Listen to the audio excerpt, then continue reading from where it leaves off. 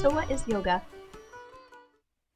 Yoga is much more than postures or the physical aspect that's so popular these days. It's a state of being. It's a state of union of the body, mind, and soul. It's also the set of practices that take us in that direction. So that includes then the yoga postures and breathing exercises and meditation. So meditation is not something that's separate from yoga. It is one of the main practices of yoga. Is yoga a religion? Yoga is not a religion in the sense of organized religion or the sense of dogma. Yoga is more of a tradition that teaches us to be at one with our higher self or with our innermost self. And so I think that that's at the basis or at the core of all religions, that there is a connection to that higher self or to what some people call God or to the source of the universe. And that yoga has that also inherent in what it is, meaning that it's at the basis of what yoga is. And I think that is at the basis of most religions. But it's not a religion in the organized sense. How does yoga help you connect with your higher self? There are a number of practices and ways that it does that, and there are what are called paths to yoga. But one of the main ways that it does that is through the use of the breath. So there are very simple breathing exercises, and then there are more complex exercises called pranayama, or control of the breath. And all of those take us in the direction of learning how to work with our mind and understanding that the mind is a tool for us and not something that just runs away with us. How should someone start practicing? People are attracted to different parts of yoga to get started. And it's wonderful these days that there are so many different ways that are available. Getting started, one can read a little bit about it. Some people might do that. Some people might go to a class of yoga postures or yoga asana. And some people might go to a meditation class. I think that whatever one is attracted to is the best way. And then from there, it's nice to learn more about it and to learn how, just a general idea of the breadth of yoga and what it has to offer. And then we can choose the parts of it that are that we're most attracted to and that we can begin to work into and use as a foundation for our living. How did you get started? I got started in yoga from two directions, actually. I was introduced to a form of meditation first, and it was extremely difficult for me. It was difficult because I had an overactive mind. It was just all over the place.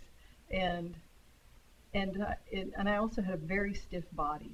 So the notion of sitting for 50 minutes was torturous to me and something I'd never considered doing before.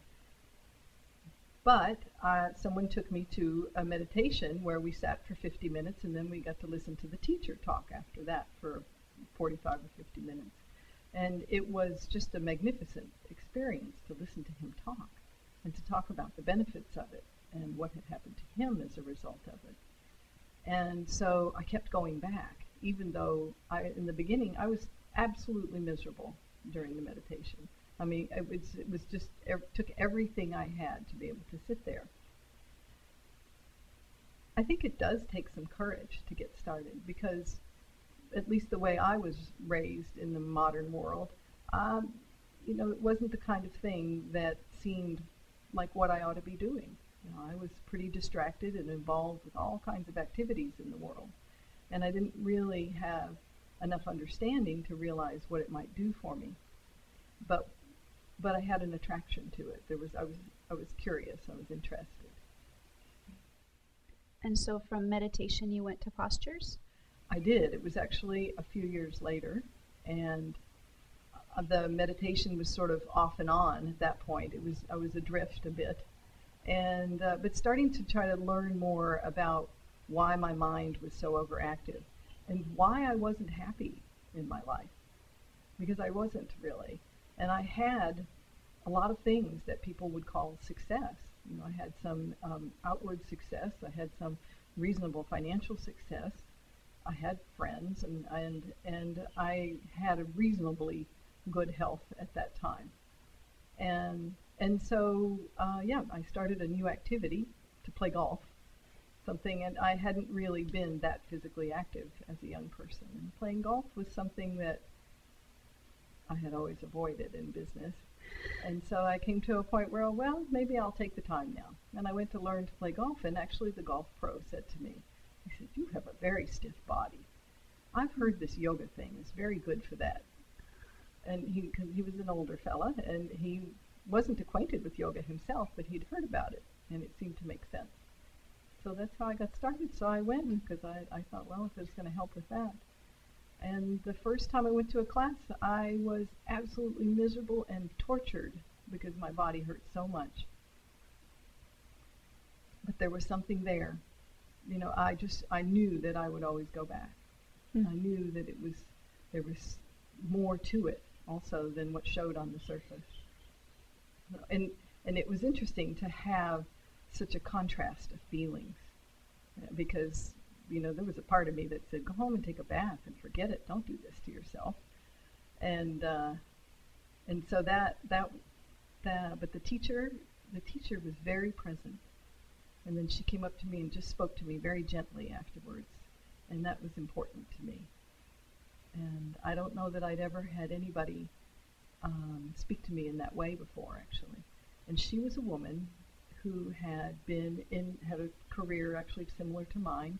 She'd had a business career, and she came, and she had discovered yoga, and then eventually made the shift to teaching yoga full time, which is what happened to me. How has yoga changed your life? You know, when I look back to that time I was just describing, it's so huge, it's almost difficult to describe.